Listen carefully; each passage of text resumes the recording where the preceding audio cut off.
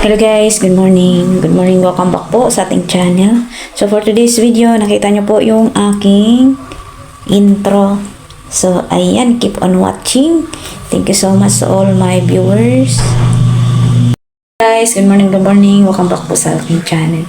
So for today's video, gagawa po tayo ng pastillas. So ayan ka, keep on watching.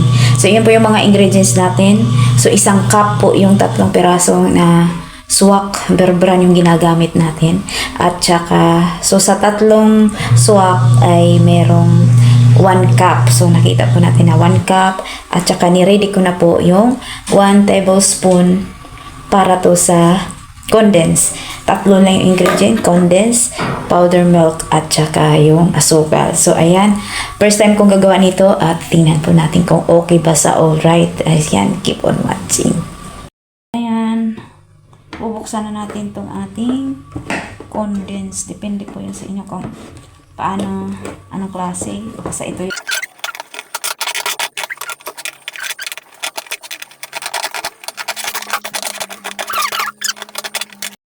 guys na nabuksan na.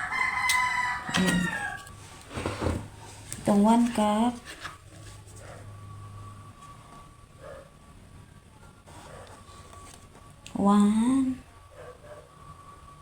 Dahan-dahan lang natin siya.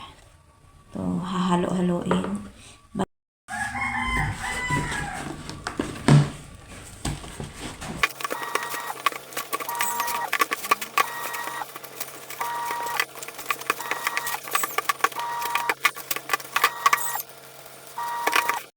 Guys, lalagyan natin ng konti kasi para hindi siya magdikit.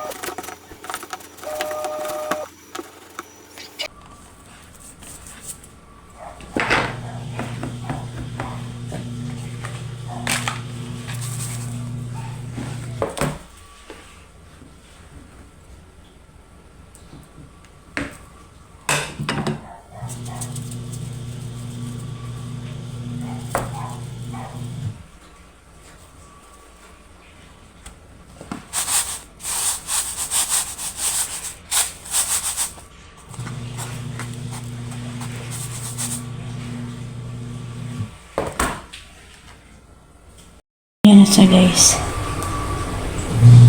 Asukal natin. Tapos ito yung nagawa natin isa na.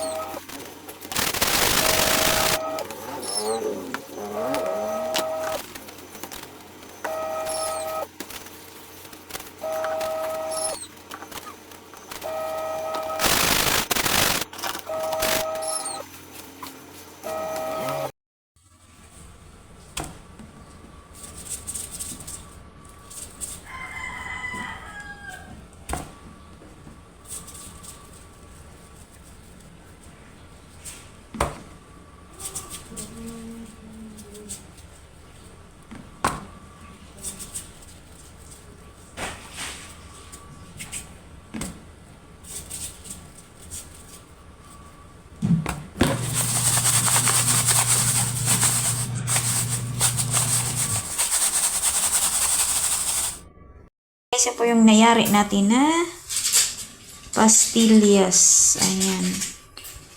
Ayan, hindi na siya nakaramya. Okay na sa alright. Ayan. So, ayan, mga mema, nakagawa nga tayo ng pastillas. Ang gagawin ko ay hindi ko lalagyan sana to ng, lalagyan ko sana siya ng toothpick, pero hindi na lang at naisip ko, ibalot na lang siya sa water cellophane. So, ayan, iniisa-isa na nga po natin sa balot para pag ilagay natin sa lalagyan, hindi po siya malalamya, hindi po siya maalikabukan. So, yan po yung ginawa kong, yun po yung pinapaisip sa atin ng Lord. So, ayan, hindi pala din pala biro pag first time ka. So, masusubukan mo nang mapalpa ka. Nung una kong gawa, sobra po ang dami. So, ayan na po lahat. Para ilako na. Ilako muna natin ang aking pastillas.